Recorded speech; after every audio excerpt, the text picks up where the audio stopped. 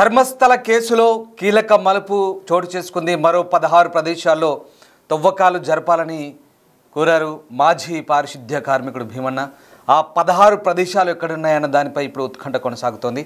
1 నుంచి 14 స్పాట్ల చుట్టుపక్కల ఉన్నాయా లేక వేరే ప్రదేశాల్లో ఉన్నాయా? మొత్తం 30 ప్రదేశాలు ఉన్నట్లు భీమన్న చెప్తున్నాడు. వాటిని 2 భాగాలుగా విభజించినట్లు కూడా సమాచారం. మొదటి ఆపరేషన్లో 15 ప్రదేశాలను, అలాగే ఇక రెండవ ఆపరేషన్లో మిగిలిన 15 ప్రదేశాలను గుర్తించేలా ప్లాన్ చేశారు. ప్రస్తుతం 11, 12, 13 స్పాట్లలో తవ్వకాలు జరుపుతోంది సిట్. ఈ 13 స్పాట్లు ముగిసిన తర్వాత మిగిలిన 16 ప్రదేశాల్లో తవ్వకాలు జరపాలని భీమా తరపు లాయర్లు కోరారు. మొదటి 13 స్పాట్లలో అంచనాలు తప్పుండవచ్చు. 20 ఏళ్ల క్రితం జరిగిన ఘటన కావడంతో భౌగోళికంగా అనేక మార్పులు జరిగాయంటూ వాదనలు వినిపించారు. 13వ స్పాట్లో తవ్వకాలు పూర్తయిన తర్వాతే నెక్స్ట్ ఏంటన్న దానిపై నిర్ణయం తీసుకునే అవకాశం కనిపిస్తుంది. మొత్తం మీద 7వ రోజు జరిపిన తవ్వకాల్లో ఎలాంటి పురోగతి సాధించినట్టుగా సమాచారం అయితే అందలేదు. సో ధర్మస్థల సామూహిక అంత్యక్రియల కొత్త ఆరోపణలపై ఇప్పుడైతే సిట్ దర్యాప్తు చేయబోతోంది. సామూహిక ఖననాలపై దర్యాప్తు చేస్తున్న ప్రత్యేక దర్యాప్తు బృందానికి ఒక బాలికకు సంబంధించిన నైతిక అవశేషాలకు సంబంధించిన మరో కేసును అప్పగించినట్లు పోలీసు వర్గాలు కూడా చెప్తున్నాయి. సో పోలీసులు కేసు నమోదు చేయడంతో చట్టపరమైన చర్యలు పాటించకుండా ధర్మస్థల గ్రామంలో ఖననం చేశారంటూ ఆ ఫిర్యాదుదారుడు చెప్పినటువంటి అంశాల ఆధారంగా ప్రస్తుతం ఈ కొత్త అంశంపై దృష్టి సారించారు. సో ఫిర్యాదుదారుడు చెప్పిన అంశాల ఆధారంగా ప్రస్తుతం ఇవాల్టి వరకు కూడా జరిపిన తవ్వకాలకు సంబంధించి నిన్న జరిపిన తవ్వకాల్లో దాదాపు 3 అవశేషాలు లభ్యమైనట్లుగా న్యాయవాదులు చెప్తున్నారు. న్యాయవాదులే ఆ విషయాలు వెల్లడించారు. ఒక ఎర్ర చీరతో పాటు 3 అవయవాలు అంటే అవశేషాలు దొరికినట్టుగా చెప్తున్నారు. కానీ సిట్ అధికారులు మాత్రం దీనికి సంబంధించిన పూర్తి నిర్ధారణ అయితే ఎక్కడా చేయలేదు.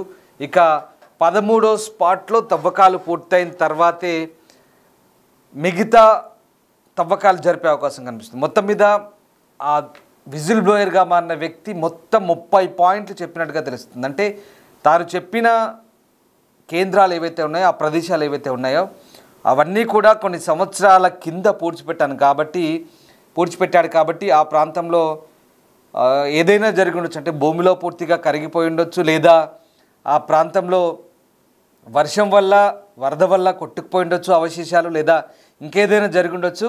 ఇంకొక 15 ప్రాంతాలుగా చెప్తాను, సో వాటిని కూడా మీరు శోధించండి అంటూ ఆయన చెప్పాడు. ఆయన తరపు లాయర్లు కూడా అదే డిమాండ్ చేశారు.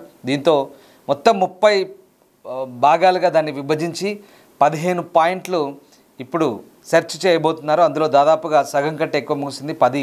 11వ పాయింట్ దాకా తవ్వారు. తర్వాత మిగిలిన కీలక 12 లేదా 13వ స్పాట్లో ఇంకేదైనా కీలకమైన ఆధారాలు దొరకొచ్చనే అనుమానాలను వ్యక్తం చేస్తున్నారు అక్కడ ఆ ఫిర్యాదుదారుడు, అలాగే ఆయన తరపు లాయర్. ఇక మిగిలిన 15 పాయింట్లు దీని తర్వాత 2వ విడత తవ్వకాలు చేపట్టే అవకాశం కనిపిస్తుంది. ఎందుకంటే నేత్రావతి నది ఒడ్డున జరిపినటువంటి ఈ పరిశోధనలో ఆ తవ్వకాల్లో ఎంతవరకు ఆ పాతిపెట్టిన లేదా పూడ్చిపెట్టబడిన డెడ్ బాడీస్ ప్రస్తుతం దొరుకుతాయా లేదా అనే దానికి సరైన నిర్ధారణ అయితే కాలేదు. కాబట్టి సో అవన్నీ కూడా వర్షంలో కొట్టుకుపోయి ఉండొచ్చు, లేదా వరదలో అవన్నీ కూడా, లేదా మట్టిలో మెల్ట్ అయి ఉండొచ్చు. సో దాని ఆధారంగా మనం ఇప్పుడు స్పష్టత ఇవ్వలేం. సో ఇంకొక 15 స్పాట్లలో తవ్వాలి అంటూ డిమాండ్ చేస్తున్నారు.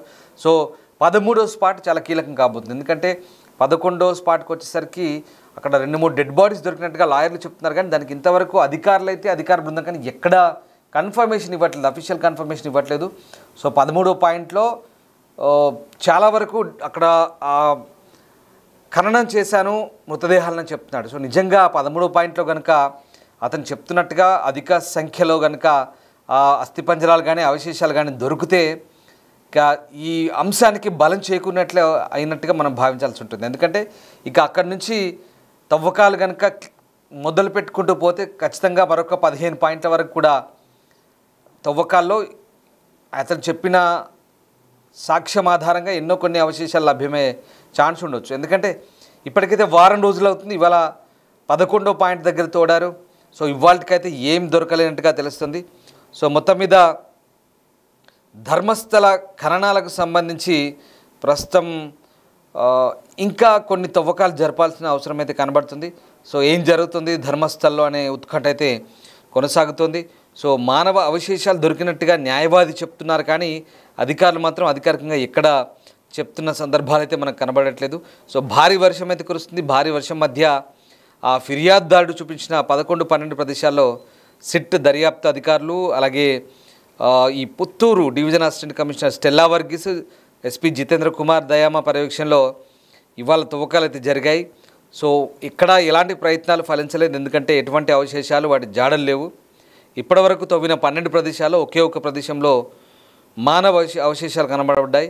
సో ఆ రకంగా దశాబ్దాల క్రితం ధర్మస్థలంలో తప్పినట్లు ఆరోపణలు ఎదుర్కొంటున్న ఆ ఎంబీబీఎస్ విద్యార్థిని అనన్య భట్ తల్లి సుజాత భట్ తరపు న్యాయవాది ఫిర్యాదుదారుడు చూపించిన స్థలాలను తవ్విన తర్వాత 3 మానవ అవశేషాలు బయటపడ్డట్టుగా చెప్తున్నాడు. ఇప్పటివరకు కూడా ఆ మంజునాథ అనే వ్యక్తి పేరుతోనే రకరకాల సమాచారాలు అయితే వస్తున్నాయి. ఒక్కటి మాత్రం గుర్తుపెట్టుకోండి, సుజాత భట్ తరపు న్యాయవాది మంజునాథ ఎన్ అనే వ్యక్తి ఎంఎన్ అసోసియేట్స్ పేరుతో మాత్రమే రకరకాల లీక్స్ వస్తున్నాయి. అది కన్ఫర్మేషన్ సమాచారమా, ఇన్ఫర్మేషనా, లేదంటే కన్ఫర్మ్డ్ ఇన్ఫర్మేషనమా ఏంటనేది తెలియట్లేదు. నిజంగా నిర్ధారించబడిన సమాచారమా ఏంటనేది మనం చెప్పలేం. కేవలం అతను చెప్తున్న సమాచారం ఆధారంగానే మీకు సమాచారం ఇవ్వడం జరుగుతుంది. ఇప్పటివరకు కూడా ఎర్రచీర దొరికిందనో లేదా అక్కడ బ్లౌజ్ దొరికిన విషయాన్ని కన్ఫర్మ్ చేశారు. పాన్ కార్డ్, ఏటీఎం కార్డ్ అవన్నీ కూడా కన్ఫర్మ్ అయ్యాయి. కానీ ఇప్పుడైతే 3 అస్థిపంజరాలు దొరికాయి, ఒక శారీ దొరికింది అక్కడ. ఇలా రకరకాలుగా చెప్తున్న వాదనలకైతే ఎక్కడ సిట్ అధికారులు కన్ఫర్మేషన్ ఇవ్వని పరిస్థితి. సో మొత్తం మీద ఈ ఎంఎన్ అసోసియేట్స్ పేరుతో ఉన్నటువంటి మంజునాథ అనన్య భట్ తల్లి తరపు న్యాయవాది ఎవరైతే ఉన్నారో ఆయన చేస్తున్న డిమాండ్ ఏంటంటే ఇంకా కొన్ని స్పాట్స్ ఉన్నాయి. సాక్షి కమ్ ఫిర్యాదుదారుడు ఇక్కడ ఎవరైతే ఉన్నారో ఆయన ఇచ్చిన సమాచారం ఆధారంగా, అంటే ఆయన చెప్పిన చోట్ల కొన్ని చోట్ల అవి ఉండొచ్చు అవశేషాలు, కొన్ని చోట్ల దొరకపోవచ్చు. అవశేషాలు అప్పటికే మట్టిలో కరిగిపోయి ఉంటాయి లేదా కొట్టుకుపోయి ఉంటాయి, వానలో వరదలో ఎన్నో సంవత్సరాలు అవుతుంది. వాటికి అన్నిటికీ ఇంకా సరైన భద్రత ఉండదు. అంటే వాటికి కూడా భద్రత అంటే లైక్ వాటికి కూడా సరైన అక్కడ మనుగడ సాగించేందుకు అవి ఇంకా అవశేషాలకు పెద్దగా స్కోప్ ఉండదు కాబట్టి అవి ఎక్కడ కొట్టుకుపోయి ఉంటాయని చెప్తున్నాడు. సో ఇంకా చాలా ఉన్నాయి. మీరు ఆయన ఎక్కడ చెప్తే నాకు ఇక్కడ డౌట్ ఉంది, ఇక్కడ తవ్వండి అంటే తవ్వడమే చేస్తూ ఉండాలి, ఇంకంతే.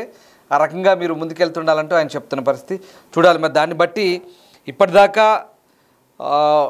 ఈ తవ్వకాలు అయితే చాలా సీరియస్గానే తీసుకున్నారు. ఇప్పుడు 12 పాయింట్ల వరకు తవ్వకాలు జరిపారు. ఇంకా 13 పాయింట్లో ఏ రకంగా ఉంటుందనేది తెలియాల్సి ఉంది. సో ఇప్పుడు మనం చూస్తున్న దృశ్యాలన్నీ కూడా రకరకాల సామాగ్రి పట్టుకెళ్తున్నారు. ఇక్కడ చూడండి, మనం ఫోరెన్సిక్ బృందానికి సంబంధించిన టెక్నికల్ స్టాఫ్ వాళ్ళంతా కూడా యూత్ అంతా స్టాఫ్, ల్యాబ్ అసిస్టెంట్లు, ఫోరెన్సిక్ ల్యాబ్ అసిస్టెంట్లు, లేక ఇదిగో వీళ్ళంతా కూడా కార్మికులు, తవ్వకం జరుపుతున్న కార్మికులు, ఇంకా police, forensic, medical teams, forest department చాలామంది ఇన్వాల్వ్ అవుతున్నారు ఇందులో, రెవెన్యూ. సో ఆ రకంగా చాలా సీరియస్గానే తవ్వకాలు జరుగుతున్నాయి. సో ఆగస్టు 1న సైట్ నెంబర్ 11 నుంచి దాదాపు 100 మీటర్ల దూరంలో ఉన్న అటవీ ప్రాంతంలో తవ్వకాల బృందం దాదాపు 100 అడుగుల ఎత్తులో ఉన్నటువంటి ఆ కొండపైన అయితే ఇవాళ ఈ తవ్వకాలు చేశారు. సో ఆ ఫిర్యాదుదారుడు చూపించిన ప్రదేశాలు తవ్విన తర్వాత కనీసం 3 మానవ అవశేషాలు దొరికాయి. అందులో ఒకటి మహిళది. అదే ప్రదేశంలో ఒక మహిళ చీర కూడా ఉంది. సో అక్కడికి వెళ్ళిన బృందంలో కొందరు సభ్యులు కొండెక్కేటప్పుడు జారి గాయపడ్డట్టుగా ఈ లాయర్ చెప్తున్న అంశాలు ఇవన్నీ కూడా. సో సిట్ ఫిర్యాదుదారుని తాను మొదట ఏదైతే ఏరియా నెంబర్ 11కి మాత్రమే పరిమితం కాకుండా అక్కడి నుంచి ఇంకా కొన్ని ప్రదేశాలకు తీసుకెళ్ళాలి, నేను చాలా చూపించాల్సి ఉంది. సో వాటన్నింటి కూడా నేను చూపిస్తాను, మీరు తవ్వండి అంటూ ఆయన చెప్తున్న పరిస్థితి. సో ఆ రకంగా ఇక్కడ అంటే అతను చెప్తున్న అంశాల ఆధారంగానే తవ్వకాలు అయితే ఇప్పటివరకు జరుపుతున్నారు. కానీ ఇంకా ఎలాంటి పురోగతి పెద్దగా లేదు. ఇవాళ అయితే ఎలాంటి అవశేషాలు కానీ ఆధారాలు కానీ లభ్యమైనట్టుగా మనకి ఇక్కడ కనిపించట్లేదు. కానీ మొత్తం మీద ఇక్కడ మనకు ఆర్టీఐ కింద ఇచ్చిన ఇన్ఫర్మేషన్కి సంబంధించి అయితే ఆధారాలు కంప్లీట్గా డిస్ట్రాయ్ చేశామంటూ పోలీసులు చెప్తున్నామే ఒక అనుమానాస్పద అంశం.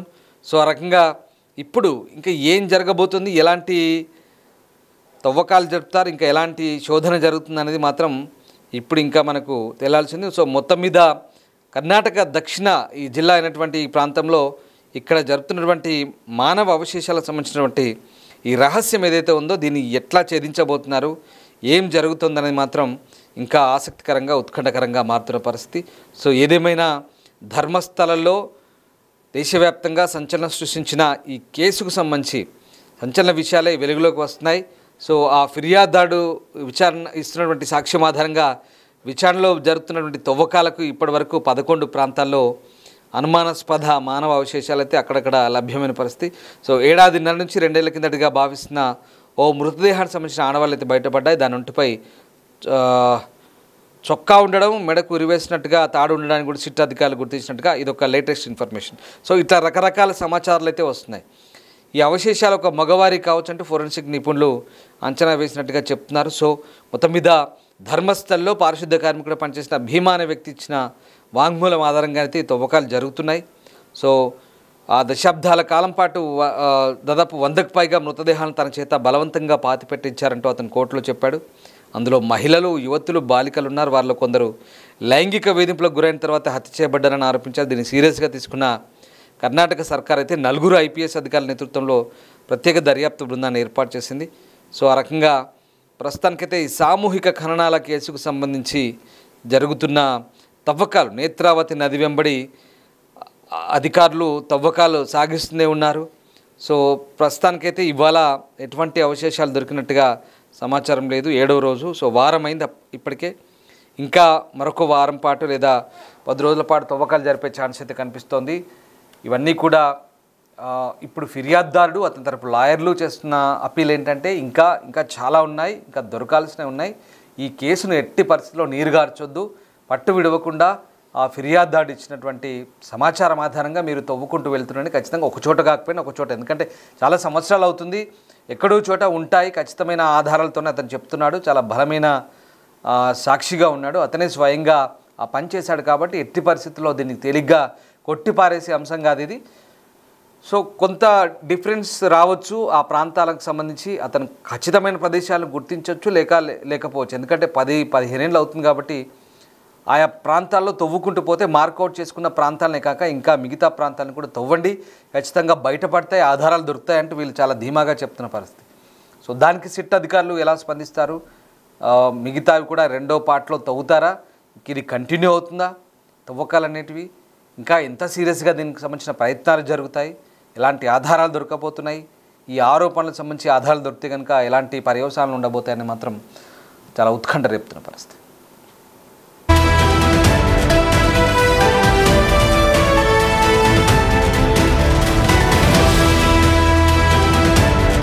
The Big Folk Night 2025 celebrating the soul of Telangana. August 23 సాయంత్రం 6 గంటల నుండి LB స్టేడియంలో.